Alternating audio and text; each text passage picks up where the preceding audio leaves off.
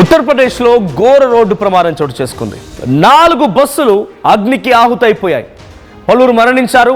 అయితే పొగమంచు కారణంగా ఢిల్లీ ఆగ్రా ఎక్స్ప్రెస్ హైవే పైన ఆ పొగమంచు కారణంగా ఒకదాన్నొకటి 4 బస్సులు ఢీకొట్టాయి. ఈ బస్సులు ఒకదాన్నొకటి ఢీకొట్టడంతో ఆ 4 బస్సుల్లో కూడా పెద్ద ఎత్తున మంటలు చెలరేగాయి. ఈ మంటల కారణంగా ఇప్పటికే 4 సజీవ దహనమైనట్టు తెలుస్తోంది. ఇంకొంతమంది పరిస్థితి విషమంగా ఉంది. ఆ విజువల్స్ మనం చూస్తున్నాం. 4 బస్సులు ఒకదానొకటి ఢీకొట్టడంతో ఆ 4 బస్సుల్లో కూడా పెద్ద ఎత్తున మంటలు వ్యాపించాయి. ఈ మంటల తాటికి బస్సులు పూర్తిగా కూడా అగ్నికి ఆహుతైపోయాయి. దీంతో పాటుగా 4 మరణించారు. సో విజువల్స్లో మనం చూస్తూ ఉంటే ఎక్కడ చూసినా కూడా ఆ మంటల తాటి కనబడుతోంది. అర్ధరాత్రి సమయంలో బహుశా ఈ సంఘటన చోటు చేసుకుంది. సో ఆ బస్సులో ప్రయాణిస్తున్న వారు ఒక్కసారి కూడా ఆర్తనాదాలు పెడుతూ అక్కడి నుంచి పరుగులు పెట్టే ప్రయత్నం చేశారు.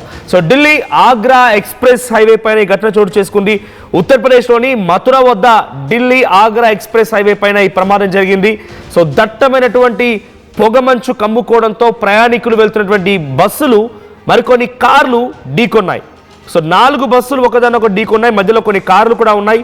సో ఈ ఘటనలో సుమారుగా 4 ఇప్పటికే మరణించినట్టుగా అధికారులు ధృవీకరించారు. మరొక 25 మందికి చాలా తీవ్రంగా గాయాలయ్యాయి. సో తెల్లవారుజామున 2 గంటల సమయానికి, అంటే ఈరోజు తెల్లవారుజామున 2 గంటల సమయానికి ఈ ఘటన చోటు చేసుకుంది.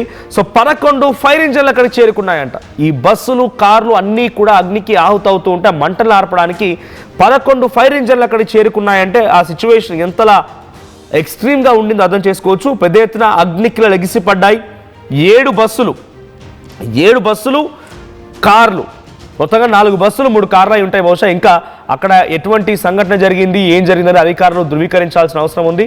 సో ఈ ఘటన గల కారణం ఏంటో కూడా తెలియాల్సిన అవసరం ఉంది. సో ప్రజెంట్ మీరు చూస్తున్నారు ఎక్స్ప్రెస్ హైవే, అది ఒక 6 లేన్ హైవే. ఆ హైవే పైన వెళ్తున్నటువంటి క్రమంలో 4 బస్సులు ఒకదానొకటి ఢీకొట్టడంతో పాటుగా మధ్యలో కొన్ని కార్లు కూడా ఉన్నాయట. అన్ని లైన్గా వరుస క్రమంలో ఒక 100 మీటర్లు 150 మీటర్ల వరకు కూడా మొత్తం బస్సులన్నీ పార్క్ చేసి ఉంటే ఆ బస్సు పొడవునా, ఆ బస్సులు కార్ల పొడవునా ఆ మంటలు ఎగిసిపడుతూనే ఉన్నాయి, అగ్నికిలు ఎగిసిపడుతూనే ఉన్నాయి. సో ఆ దట్టమైనటువంటి పొగ కూడా కొన్ని కిలోమీటర్ల వరకు వ్యాపించింది. సో 4 బస్సులు 3 కార్లు మొత్తం కూడా అగ్నికి ఆహుతైపోయాయి. కార్లు మొత్తం కూడా కాలి బూడిదైపోయాయి. బస్సులన్నీ కూడా, బస్సుల సీట్లు అన్నీ కూడా పూర్తిగా కాలి బూడిదైపోయాయి.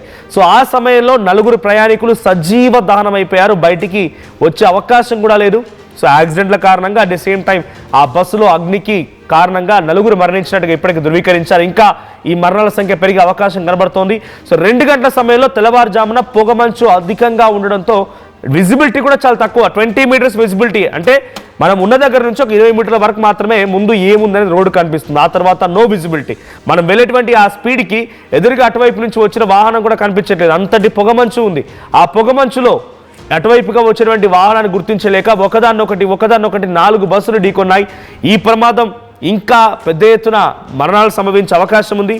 సో 11 ఫైర్ ఇంజన్లు చేరుకుని అక్కడ మంటలు ఆర్పే ప్రయత్నం చేస్తూ ఉన్నాయి. సో భారీగా పొగమంచే ఈ సంఘటన గల ప్రధాన కారణం అని తెలుస్తోంది.